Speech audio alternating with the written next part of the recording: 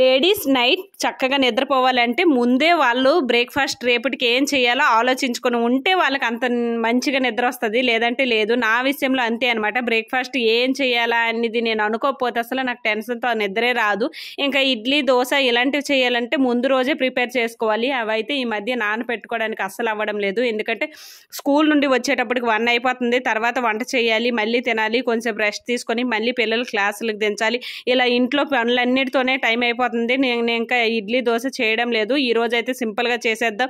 చాలా డేస్ అయింది పిల్లలకి ఎలాంటి ఫుడ్స్ అయితే అస్సలు పెట్టట్లేదు. ఈ మధ్య హాఫ్ డే అయిన నుండి మ్యాగీ, న్యూడిల్స్ ఇలాంటివి అయితే పెట్టేస్తున్నాను. ఈరోజు చామిన్ చేద్దామని తీసుకొచ్చారనమాట. దాన్ని అయితే ముందుగా బాయిల్ చేశాను. తర్వాత నార్మల్ తాలింపు అయితే పెట్టుకున్నాను.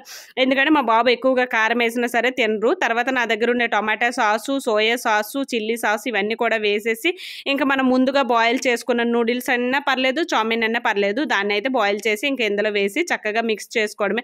పిల్లలు అయితే ఇష్టంగా తింటారు, కానీ నాకెందుకో ఈ మార్నింగ్ పెడితే అస్సలు నచ్చదు. మరి మీరేమంటారో కామెంట్ చేయండి. Thank you.